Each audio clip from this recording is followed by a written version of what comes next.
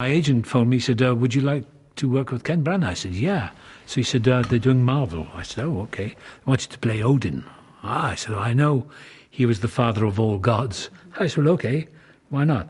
And then I went to meet Ken, and I think he gave me a script the morning. He said, well, if you'd be interested, I'd like you to read it. But he was such an engaging personality, Ken is, and such a brilliant man. And I said, well, you got me. I'll do it, whatever you want me to do. So I read it, and I said, yeah. I phoned him back. I said, yeah, I'd love to do it. And he was the main attraction for this. And he makes it easier. I mean, he's a superb actor himself. He's a wonderful actor. And also a wonderful director. You know, he's got that rare ingredient of being not only a great actor, but a great director. Because I think he has no fears of failure. He just does it and breaks all the rules. And it's the best time I've had on a film, I think, in many years. I think it'll appeal to people on the level of, the earthbound nature of life, the problems of living, the problems of the human drives, and also the very essence that attracts audiences to Avatar and, Iron Man, these great big epics. People want that escapism, I suppose. But when you're working with people like that who are carefully selected, there's no work involved. I come on as the old guy, and I've been around some years. But the impressive thing is that Branagh is the governor. He's the captain of the ship. That's the best way I can put it. I sometimes call him governor. Because you watch him walking around the set, and he's so authoritative, but not in a pompous, big-headed way. He's got a great sense of humour, great compassion, great human drive. And he has a philosophical insight into life. He inspires people. He certainly inspired me. He gave me back my confidence. Made me feel I had my chops still. I could still do it. Because I was beginning to get a little, jaded the last few years and thinking, well, maybe I should just put my feet up now and relax. But no, he pushes you that nth degree. And I think that's what he does with everyone.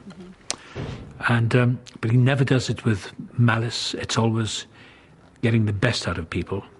It's fascinating to watch him work. And I think that's the overall overpowering impression I had of this whole experience.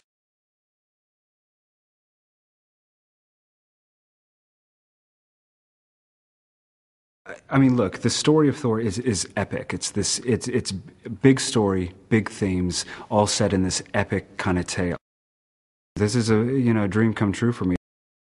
Well, Ken, first of all, I think I'm spoiled now forevermore working with the directors because, not only is he a director with a great vision, but he's an actor too, so he can talk to us and guide us and direct us in ways that some directors might not be able to or understand. So that's been completely invaluable.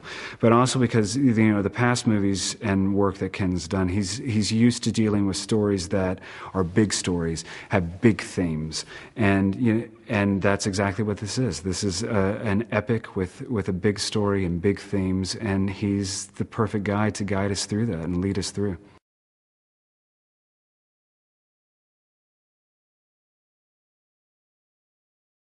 Besides it being an iconic comic book, Kenneth Branagh and Anthony Hopkins and Natalie and Stellan and Chris, I mean, they would have to drag me away from this project.